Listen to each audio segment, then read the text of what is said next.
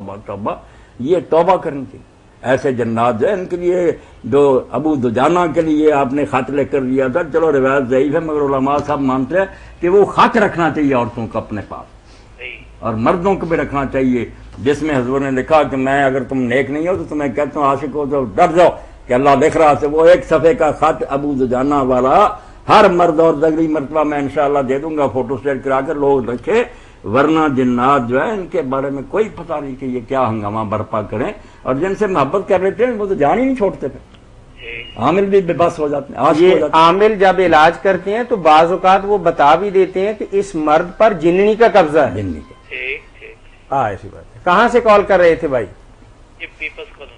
ٹھیک ہے جی بھائی، بہت شکریہ. اس مرتبہ جو جواب دیے نا، شاید یہ پچھلا پرچہ تھا مبشر احمد ربانی صاحب نے، یہی سوال آیا تھا کہ کیا جنات نے بھی توالد و تناسل ہے، تو انہوں نے آیات دی ہیں، احادیث دی ہیں، تحقیق سے مضمون لکھا ہے. ابھی میرے ایک دوست نے وہ پرچہ مجھے دکھایا تھا، اس میں یہی جواب تھا کہ اولاد ہوتی ہے ان کی بھی، سلسلہ ضروریت ہے ان کی. السلام علیکم. السلام علیکم، میں لاہور سے بول رہی ہوں، فہمیدہ میرا نام ہے. جی بہن فرمائیے. میں نے پتا کرنا تھا، میرا داماد کویت میں رہتا ہے، تو میں نے سالہ میرے پاس ہے حدیث، اس میں آپ کا لکھا ہوا تھا جی جی کہ فتاوی آن لائن جی جی مفتی مولانا محمد اسحاق صاحب سے پتا کرنا تھا ذرا جی جی کہ کاروبار کا مسئلہ کہ کام نہیں چل رہا ان کا بالکل. کویت میں رہتے ہیں وہ، اور ان کا نا گراج ہے گاڑیوں کا.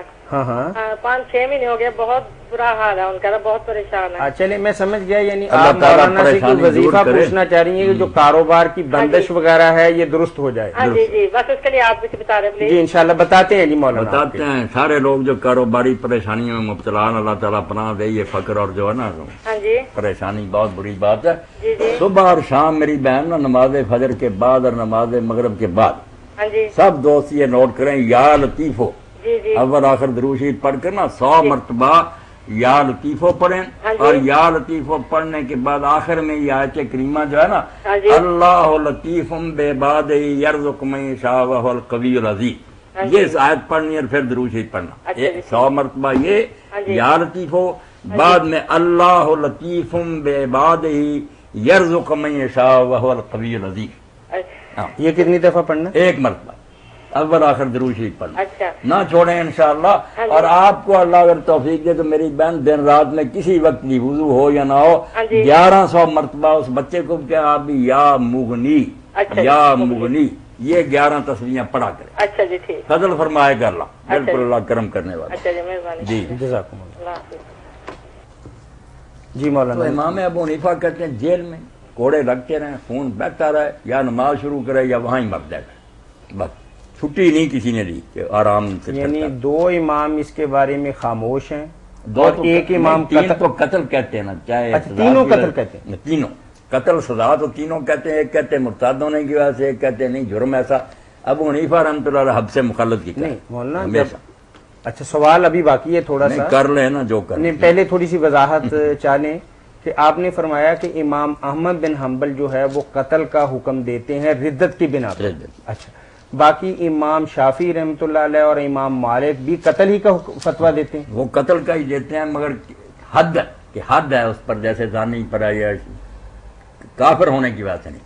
فرق صرف یہ کہ وہ مرتد ہونے کی اور وجہ سے. امام ابو حنیفہ رحمۃ اللہ کہتے ہیں کہ بھئی خرابی کا باعث ہے، اس لیے ہمیشہ اس کو قید رکھا جائے، کوڑے برستے رہے. آخری سوال کا آخری حصہ یہ ہے کہ بے شمار علاقوں کے اندر حنفیوں کی حکومتیں قائم رہیں اور وہاں حنفی مسلک جو ہے وہ حکومت کا مذہب رہا، مسلک رہا، تو کیا کسی دنیا کے خطے کے اندر اس پر عمل کیا گیا؟ اگر ہمارے پاس اس کا کوئی ذکر نہیں نا تو سارے لوگ میاں طاہر جانتے ہیں کہ عدم ذکر عدم نہیں ہوتا. لکھنے میں نہیں آیا تو اس کا مطلب یہ نہیں کہ ہوا ہی نہیں، ہوتا ہوگا، نہیں کتابوں میں لکھا، الگ بات. اور دوسری بات یہ کہ امت نے جب تھوڑی مدت بعد ہی دین سے پیچھا چھڑا لیا کہ حکومت جو الگ ہو گئی، اسلام الگ ہو گیا، اس لیے حکمرانوں نے کیا سزائیں دینی تھی، وہ تو خود نمازیں چھوڑ بیٹھے. مصیبت یہ آ گئی. اس لیے کتابوں میں جو دین ہے بات اس کی ہونی چاہیے. لوگ کیا کرتے رہے اس کو نہیں لینا چاہیے، لوگ چھوڑ گئے. جزاکم اللہ. یعنی ہمیں امید رکھنی چاہیے کہ امام ابو حنیفہ رحمۃ اللہ علیہ کا جو فتویٰ ہے اس پر یقیناً دنیا کے اندر عمل ہوا ہوگا. ابن حزم کے المحلہ بھی دیکھنی چاہیے، اس نے اس کو بہت اچھا کہا کہ یہی ٹھیک ہے بات کہ مارتے رہنا چاہیے. ٹھیک ہے جی. اچھا مولانا، آپ الحم والموت تخلیہ کی طرف بات کو کہتے ہیں، اور حقیقت بھی یہی ہے کہ بخاری کی حدیث کے اندر بھی یہی بات ہے ہی شروع لا یخلون، وہاں یہ چہرے چورے کی بات نہیں. تو بھائی نے پوچھا یہ ہے کہ محدثین نے بھی جو مسلک آپ اختیار کرتے ہیں کہ یہ خلوت کے معنی کے اندر ہے، محدثین نے بھی یہی مسلک اختیار کیا؟ محدثین نے اور فقہا نے تو یہی مسلک اختیار کیا وہی تو ہمارے لیے مصیبت بن گیا. وہ تو کسی کے لیے بھی نہیں کہتے کہ منہ اور چہرہ چھپایا جائے. ابن حزم وغیرہ علامہ البانی کہتے ہیں منہ اور چہرے کا چھپانے کا کہیں بھی حکم نہیں. وہ باہر بھی نہیں مانتے. میں تو کہتا ہوں باہر تو کم از کم رہنے دو.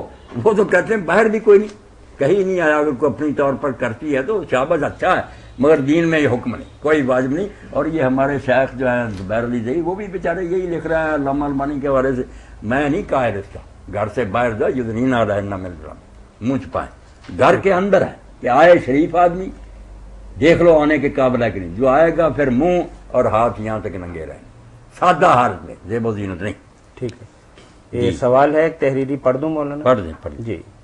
مفتی صاحب السلام علیکم. وعلیکم السلام. مذہب اور دین میں کیا فرق ہے؟ اور اگلا سوال ان کا یہ ہے کہ کتابوں میں مذہب کو مسلک کے معنی میں استعمال کیا گیا ہے، کیا یہ بات درست ہے؟ میرے بھائی یہ بالکل ٹھیک ہے کہ اب دینی لٹریچر میں مذہب کا لفظ عام استعمال ہوتا، مگر اسلام میں نہیں. مسلک اور مذہب جو نا لفظی معنی تو ٹھیک ہے کہ چلنے کا راستہ، مگر نہ قرآن نے اس کو چھوا نہ اللہ کے رسول نے چھوا، ان کو ہاتھ نہیں لگایا. اور یہ خواہ مخواہ نہیں بات، اس لیے کہ مذہب جس معنی میں استعمال ہوتا ہے، دین اس کو مٹانے کے لیے آتا، مذہب کے لیے نہیں آتا، مذہب کو برباد کرنے کے لیے آتا. مذہب کیا کہ دو حصوں میں زندگی کو تقسیم کر دو کہ عبادت خانوں میں جا کر اللہ کو یاد کرو، وہاں علماء سے پوچھو، اور حکومت اور تجارت اور عدالتیں جو ہے نا یہ آزاد ہیں، سیکولر، جیسے جی چاہے نظام حکومت ہے. یہی ملوکیت ہے، یہ دین کی بربادی ہے. وہ نمازیں پڑھتے ہیں، حج کرتے ہیں، سب کچھ کرتے ہیں، جہاد کرتے ہیں، مگر حکومت کے دائرے سے اسلام کو بے دخل کر دیتے کہ جو ہماری مرضی ہوگی مانیں گے، یہاں سپریم لا نہیں. یہ بڑا ظلم ہوتا ہے دین کے ساتھ کہ دین بیچارے کو دھکیل کر عبادت گاہوں میں بند کر دیا جاتا. اور دین کیا کہ ہر معاملے میں شریعت کی حکمرانی، منڈیوں میں بھی، عدالتوں میں بھی، اسمبلیوں میں بھی، صدر کے پریزیڈنٹ ہاؤس میں بھی. وہاں کوئی بندہ نہیں کہہ سکتا کہ یہ میں مسئلہ مانوں گا، یہ نہیں مانوں گا. دین ہے پوری زندگی کا نظام. مذہب ہے دھرم کہ عبادت خانوں میں رب کو پوجو، باہر آ کر جیسے جیتا ہے کماؤ کھاؤ رہو سیر. اس لیے مذہب کا نام نہ لیا کریں. مذہب جو ہے نا قرآن اس کے لیے چیلنج ہے کہ مذہب کو ہم نے برباد کرنا، دین کا لفظ استعمال کرنا. خدا کے لیے علماء کو اگر مدارس کے لوگوں کو سمجھ آ گئی تو میرے ساتھ سارے جھگڑے ختم ہوئے. دین نہیں سمجھتے، یہ روتے ہیں کہ وہ جنگیں لڑتے رہے، ملک فتح کرتے مسئلے. وہ مذہب ہے، وہ اب بھی لوگ کرتے ہیں کہ بیت اللہ کی چھت پر چڑھ جانے. یہی تو دھوکہ ہے کہ نظام حکومت میں جس حکم کو چاہتے ہیں اٹھا کر پھینک دیتے. اللہ کے رسول کا فرمان آتا، نہیں ماننا چاہتے رد کر دیتے. یہ شروع سے چل گیا، بالکل ابتدا سے. جی ٹھیک ہے، جزاکم اللہ خیر. مولانا پہلے بھی آپ نے ائمہ مساجد کے متعلق تنخواہ کے حوالے سے جو سوال تھا اس کا جواب مرحمت فرمایا. تو ہمارے پاس ایک تحریری سوال بھی ابھی آیا ہے کہ پہلے تو امام کے رتبہ کو واضح کر دیجئے، اور پھر یہ فرمایا کہ امام کی تنخواہ امام کو خود مقرر کرنی چاہیے اپنی ضروریات اور مسائل اور مصائب کے حوالے سے، یا مسجد کی انتظامیہ کو. اگر انتظامیہ تنخواہ مقرر کرتی ہے تو پھر اپنی مرضی سے جب چاہتی ہے امام کو بدل دیتی ہے، یا نمازیوں سے پوچھ کر بدلنا چاہیے؟ اس کے متعلق جواب مرحمت فرمائیں. یہ ساری قیامت تو طاہر بھائی اسی لیے آئی ہے کہ اب اسلام رہ گیا مذہب. اس لیے بیچاری مسجدیں لاوارث ہیں، علماء جو ہیں بے وقار ہیں، جس کا جی چاہتا رکھتا، جتنی جی چاہتا تنخواہ دیتا. بیچارے کا گزر بھی نہ ہو، وہ ٹیوشنیں پڑھاتا پھر انہیں کوئی پرواہ نہیں، اس کو کوئی وقار نہیں دیتے. جب دین تھا تو علماء اس طرح لاوارث نہیں تھے. حکومت کی طرف سے مؤذن تھے، خطیب تھے، امام تھے، ان کا وقار تھا، وہ سرکاری حاکم تھے. جب وہ ممبر پر کھڑے ہوتے تھے یا خلیفہ خود خطبہ دیتا تھا یا اس کے نائب دیتے تھے، لوگ سمجھتے تھے کہ یہ عام آدمی نہیں، گورنر کھڑا.